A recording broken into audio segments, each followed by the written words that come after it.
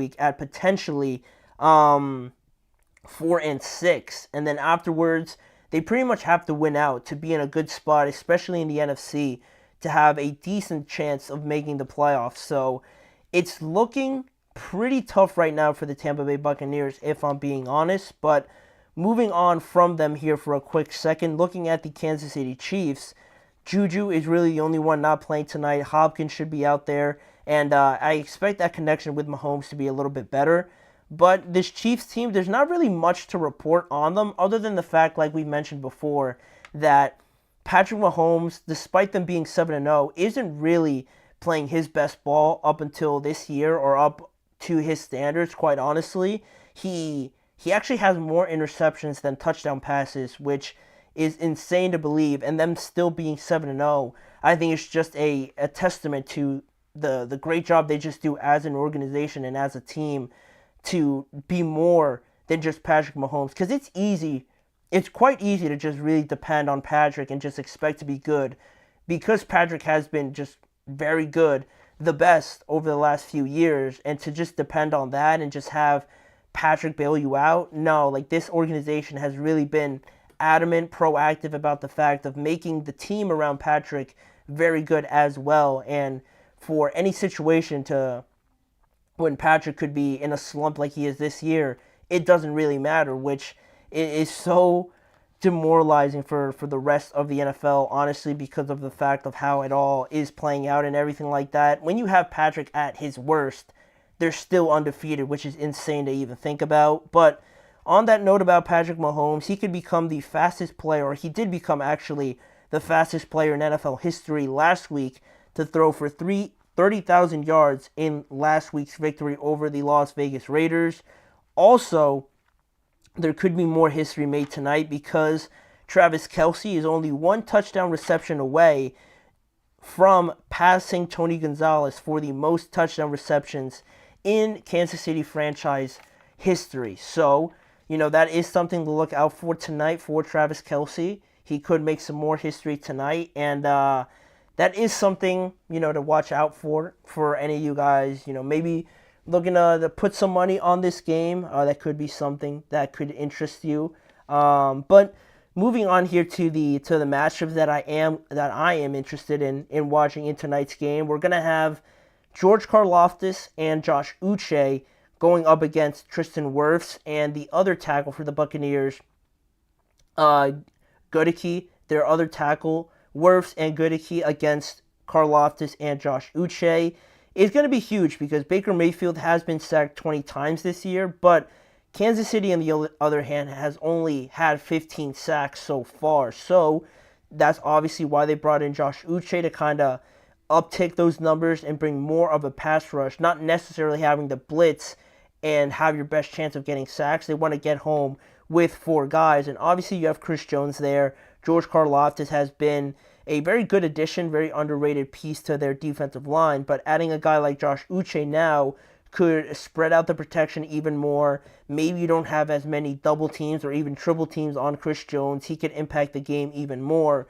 So having guys like Wirfs and Goedeke on the other side, and how successful they're going to be in maybe one-on-one matchups against these guys, is going to be huge in determining how good this offense is going to be without being set back with sacks after sack after sack, right? So that is something to watch out for there. Also, Rachaad White and Bucky Irving going up against the Kansas City Chiefs' second-ranked run defense, second-ranked in the NFL, might I add. This Kansas City Chiefs team does not allow much in the running game. And also the lack of wide receivers, now that we know that Jalen McMillan is out, it is something to watch out for, to see if the Bucs can at least get something from this running game. Because, the matchup doesn't stack up very well. The Bucs don't really run it too efficiently anyway, and they're going up against one of the best units against the run. So the matchup is very heavily in the Chiefs' favor, but, this situation for the Bucs, they need to get something out of them because the wide receivers are not necessarily there. So working with that is going to be something that they try to do.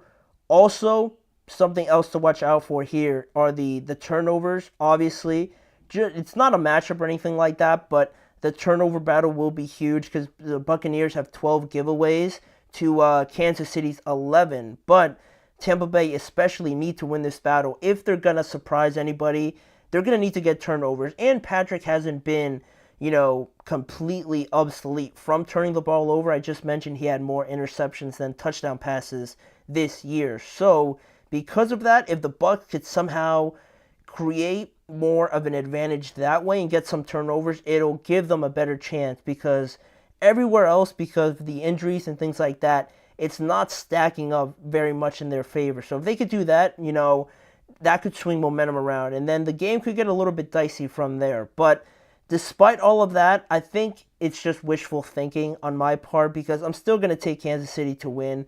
I think it's just too much. It's too much to ask for a team to overcome Chris Godwin and the pace that he was on this year, Mike Evans, and how, legendary he is just as a wide receiver.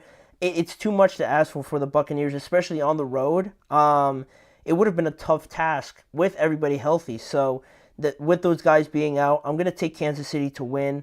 Tampa Bay's defense also hasn't been great. They've given up 31 points per game in their last 3 games. So the way that Kansas City runs the ball also, and how important that part of their team has become, I don't love that matchup either for the Buccaneers, and I don't know if Tampa Bay can run the ball efficiently either. So there's too many doubts, there's too much wishful thinking for the Bucs to win this game. So I'm going to go with the Chiefs.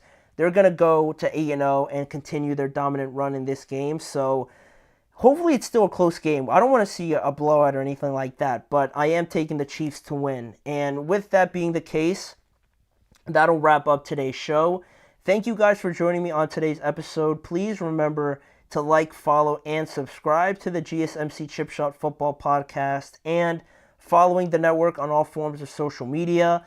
A quick notice here for you guys. There will not be a show tomorrow because of the elections going on over here in the United States. If you're anywhere else but the United States and you weren't aware of that, so there's not going to be a show tomorrow. I'll be back on Wednesday to do the live show. So just to put that out there for you guys to know about that, so you're not on here wondering where the show is. But like always, check out more of the show before you click off on both YouTube channels to catch more NFL coverage in a variety of different ways. And also, to catch more of the live shows other than tomorrow, tune in every weekday at 6:30 p.m. Eastern Time for more NFL coverage, stories, debates, discussions, everything you'd want to see around the NFL, here with me, Manny Maradiaga, as your host. Thanking you for joining me, and I'll see you guys on Wednesday, to talk about Monday Night Football and the rest of the Week 9 recaps.